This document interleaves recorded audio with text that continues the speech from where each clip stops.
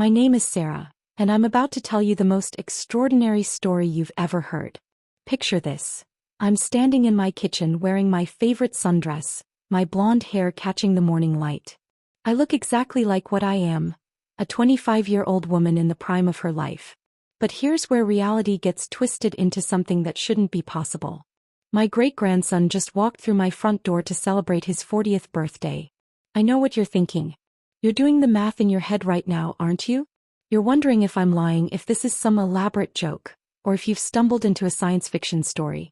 Trust me, I've been asking myself the same questions for months now, and the answers are more mind-bending than anything you could imagine. Let me start from the beginning because this story doesn't make sense any other way. 5 years ago I was dying. Not the dramatic Hollywood kind of dying, the slow, inevitable kind that comes with being 94 years old. My body was failing, my mind was starting to slip, and my family had already begun the painful process of saying goodbye. My great-grandson Marcus, then 35, would visit me every day in the nursing home, holding my wrinkled hand and telling me about his life, his job, his dreams of starting a family. I remember the night everything changed with perfect clarity, which is strange because I remember so little from those final weeks of my old life. It was 2:17 a.m. on a Tuesday. I know because I was staring at the digital clock, unable to sleep through the pain that had become my constant companion. That's when she appeared. I say she, but I'm not entirely sure what I encountered that night was human. The figure standing at the foot of my bed was beautiful in a way that hurt to look at, like staring directly into the sun, but somehow pleasant. Her skin seemed to emit its own soft light, and her eyes held depths that suggested she'd seen the birth and death of stars. "Sarah Margaret Chin," she said, and her voice sounded like wind chimes mixed with distant thunder. "You have been chosen." "Chosen for what?" I tried to ask, but no words came out of my dry, cracked lips. She seemed to hear my thoughts anyway. "Your bloodline carries something precious. A genetic sequence that appears only once every 7 generations. Your great-grandson will need guidance for what's coming, but not from an old woman who will be gone within days. He'll need someone who can walk beside him as an equal, someone who can survive what lies ahead." The next thing I remember is waking up in this body. Not my body, this body. 25 years old, healthy, strong, with all my memories intact but housed in flesh that belongs to someone who should have been born in 1999 instead of 1929. The woman, the being, whatever she was, had kept her word.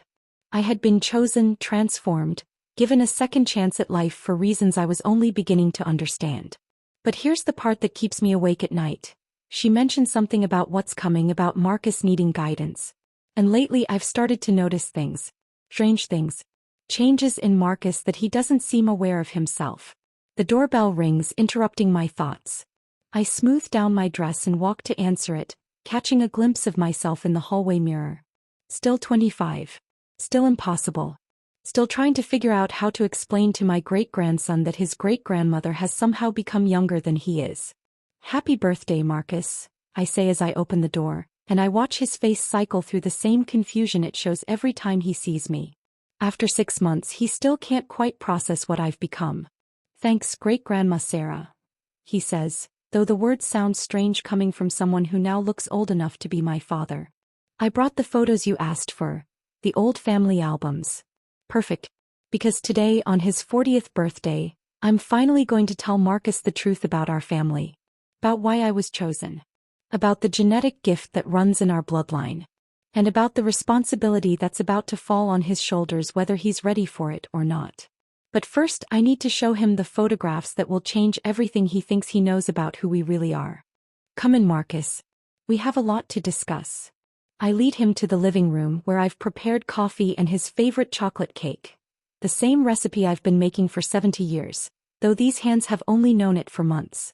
He settles into the armchair across from me, still stealing glances as if he's trying to solve a puzzle. I don't blame him. Last year at his birthday he was saying goodbye to his dying great-grandmother. This year that same great-grandmother looks like she could be his daughter.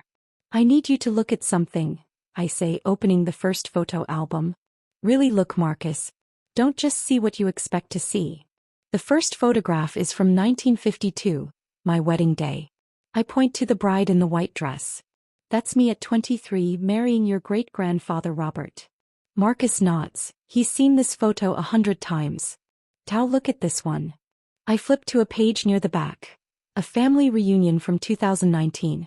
Do you see anything unusual? Marcus squints at the group photo. It's the last big family gathering before you got sick. I remember this day. Look closer at the background. Behind the main group. His eyes scan the photo methodically until they stop.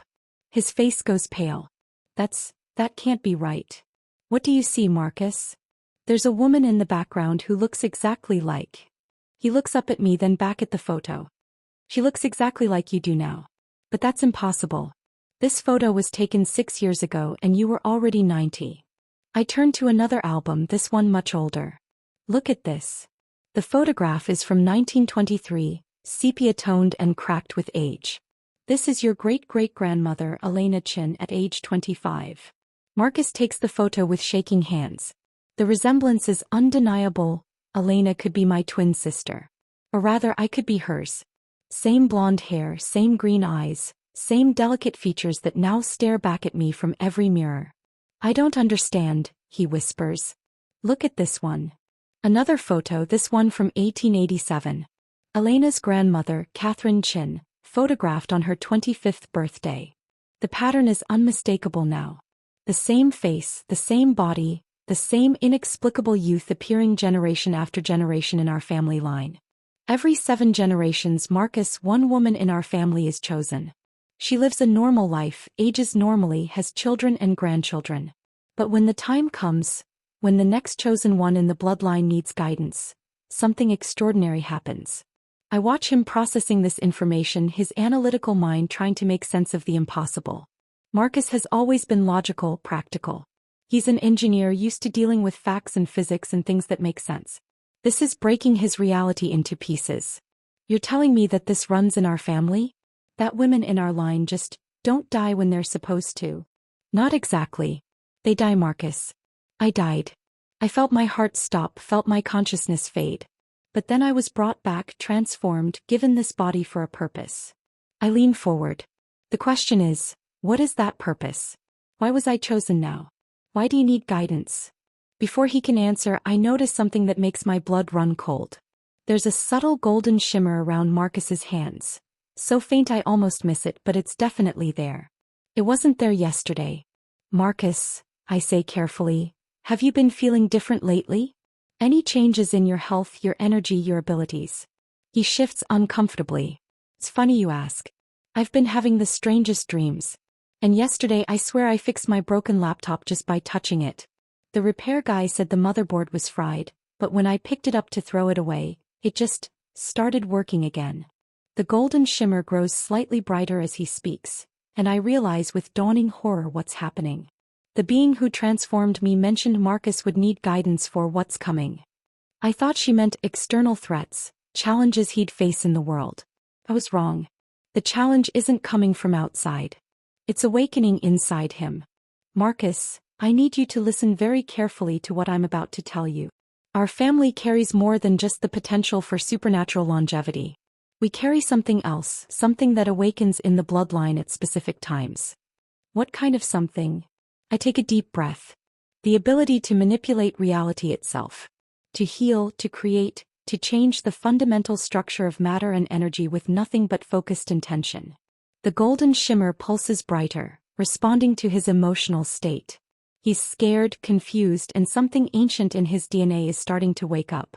That's impossible, he says, but even as he speaks, the coffee mug in his hands begins to change. The ceramic shifts from white to deep blue, and the coffee inside transforms into perfect hot chocolate, his favorite drink from childhood. We both stare at the mug in silence. Marcus, I whisper, I think I know why I was brought back now. And I think we need to talk about what happened to your great-great-great-grandmother Catherine in 1887.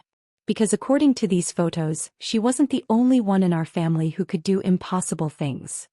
Marcus sets the transformed mug down with trembling hands, staring at it like it might explode. This isn't happening. This can't be happening. I wish I could tell him it gets easier to accept, but the truth is, I'm still struggling with my own impossible reality. I know how you feel. 6 months ago I was a dying 94-year-old woman. Now I'm sitting here in a 25-year-old body, watching my great-grandson accidentally perform miracles. Miracles. His voice cracks. Sarah, I turned coffee into hot chocolate. That's not a miracle, I don't know what that is, but it's not normal.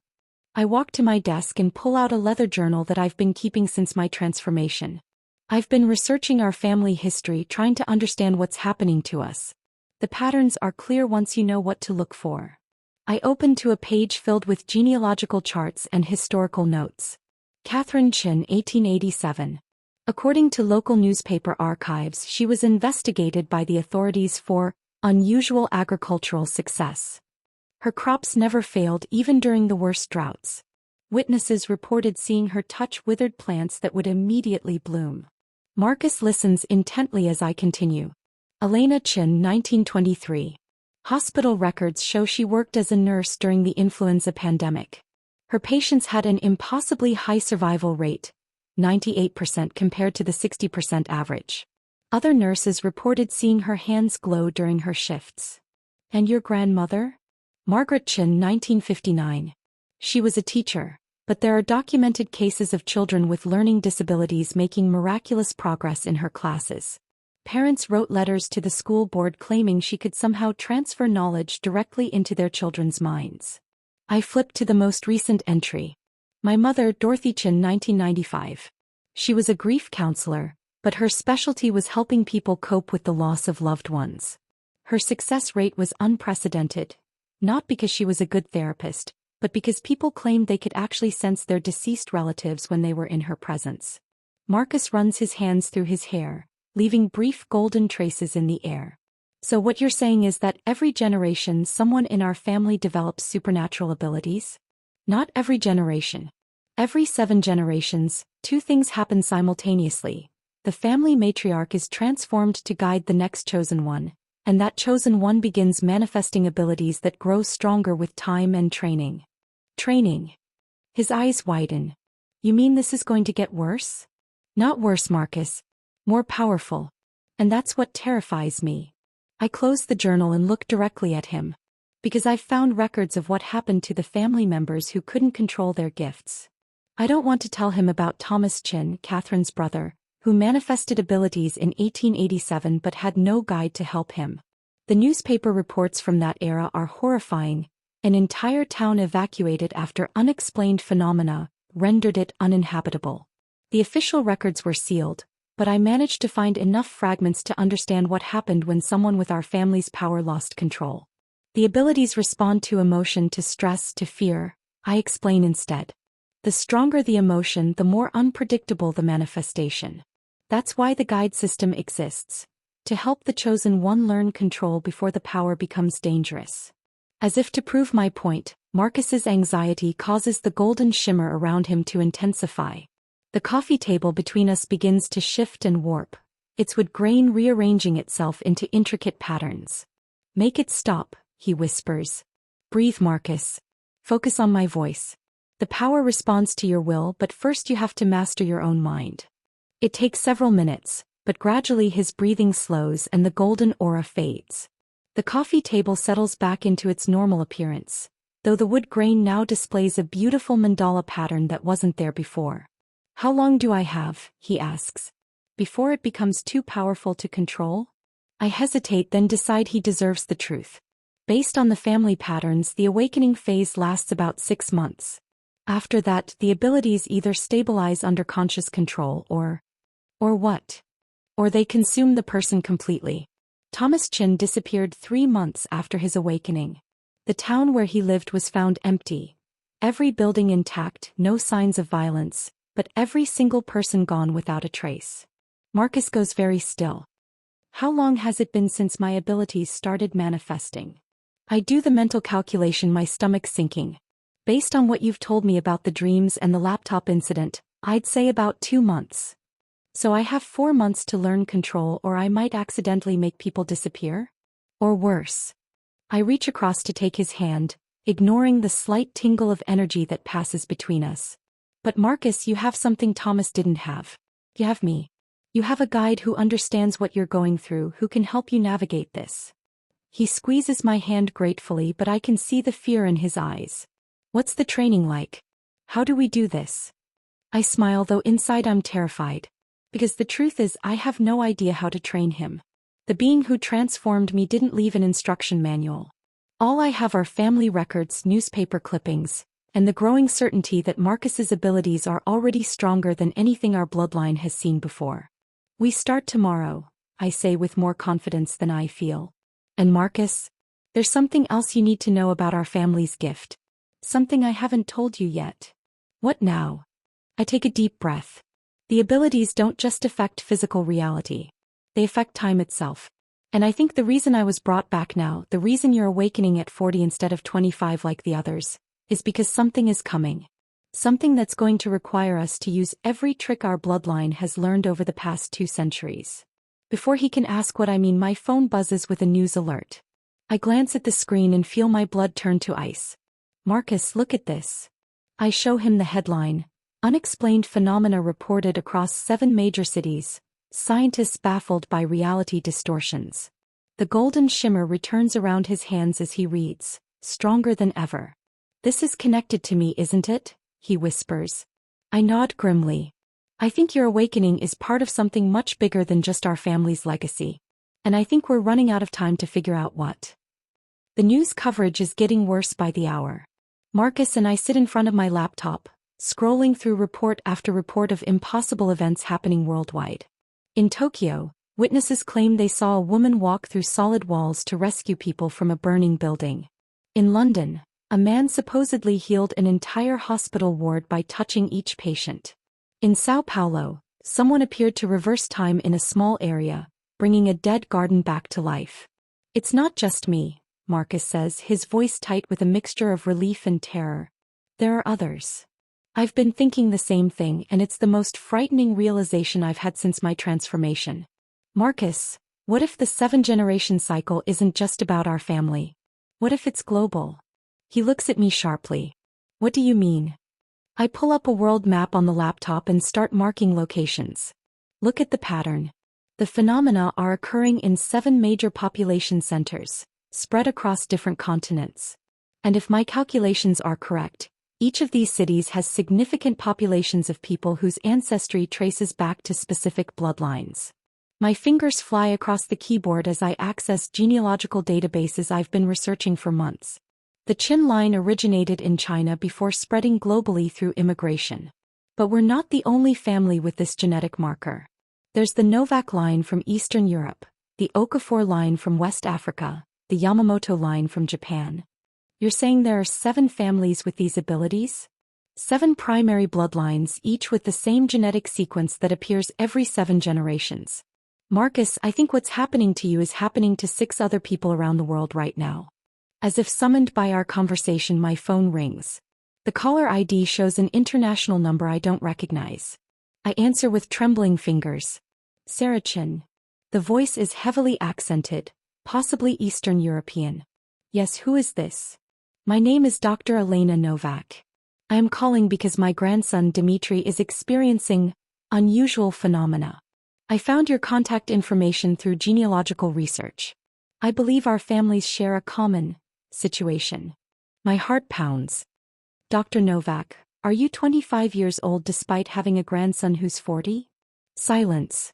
Then, you understand. Good. We need to meet. All of us. Something is happening that extends far beyond our individual families. All of us. I have been in contact with others. Kenji Yamamoto in Tokyo, whose great-grandson is manifesting abilities. Adunni Okafor in Lagos, whose bloodline has awakened. There are 7 of us, Sarah. 7 guides, 7 chosen ones. And according to the historical records I've uncovered, this convergence happens only once every 1,000 years. The magnitude of what she's telling me hits like a physical blow. This isn't just about Marcus learning to control his abilities. This is about something that last occurred during the Middle Ages. Dr. Novak, what happened the last time all 7 bloodlines awakened simultaneously? Her voice becomes grim. The historical records are fragmented, but what I have found suggests it was both miraculous and catastrophic. The chosen ones from that era apparently worked together to prevent some kind of global disaster. But the cost. She pauses. 6 of the 7 didn't survive. Marcus, who's been listening to my side of the conversation, goes pale. Ask her what kind of disaster. I relay the question, and Dr. Novak's answer makes my blood run cold. According to the records, reality itself was becoming unstable. The barriers between dimensions were breaking down. Without intervention, our entire world would have shifted into something else. Something that couldn't sustain human life. And you think that's happening again? Look around you, Sarah. The phenomena your great-grandson is experiencing, the reality distortions being reported globally, these aren't just manifestations of awakening power. They're symptoms of a much larger problem. Reality is becoming unstable again. I end the call with shaking hands and turn to Marcus. We need to pack. Dr. Novak is arranging for all 14 of us, 7 guides and 7 chosen ones, to meet in Geneva in 3 days. 14 people with supernatural abilities in one place? That sounds incredibly dangerous. He's right, but I don't see any alternative. Marcus, according to what Dr. Novak found, the last time this happened was in 1025 AD. The chosen ones from that era managed to stabilize reality, but 6 of them died in the process. If we don't work together, if we don't figure out how to control what's happening, everyone dies, he finishes quietly. I nod. The reality distortions will continue expanding until our entire dimension collapses. Marcus stands and walks to the window, staring out at the ordinary suburban street where he grew up. 3 days ago, my biggest worry was turning 40. Now you're telling me I might have to save the world. Not just you, Marcus. All of us working together. 7 bloodlines, 7 different types of abilities, combining their power to prevent dimensional collapse. He turns back to me. What happens if we succeed? What happens to us afterward? It's the question I've been dreading. I don't know. The historical records about the aftermath are missing or destroyed. All I know is that after 1025, there are no more records of supernatural abilities in any of the bloodlines for another 1,000 years. So either we die saving the world or we lose our powers and go back to being normal. Maybe. Or maybe something else entirely happens. Marcus, we're walking into territory that no one in our families has faced for a millennium. All we can do is trust that whatever our ancestors did in 1025, we can do again. He's quiet for a long moment, processing everything. Finally he nods. Hey, Geneva it is.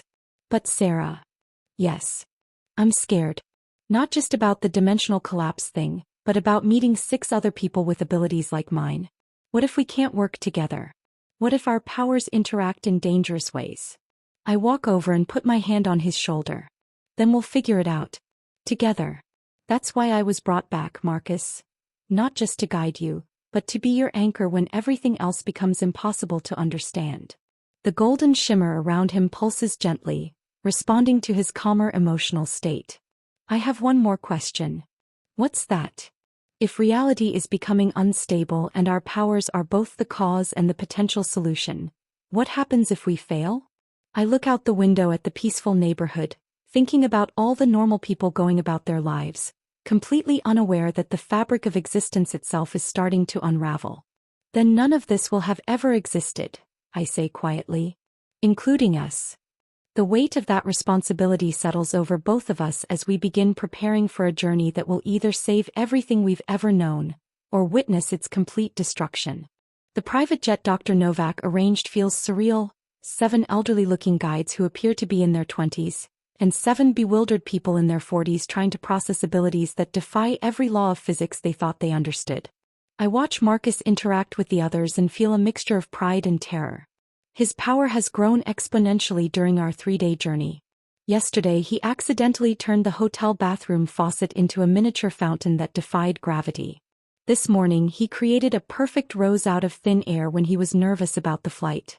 The resonance is stronger than I anticipated, says Dr. Novak, Elena, who looks exactly like me but with dark hair and Eastern European features. Can you feel it?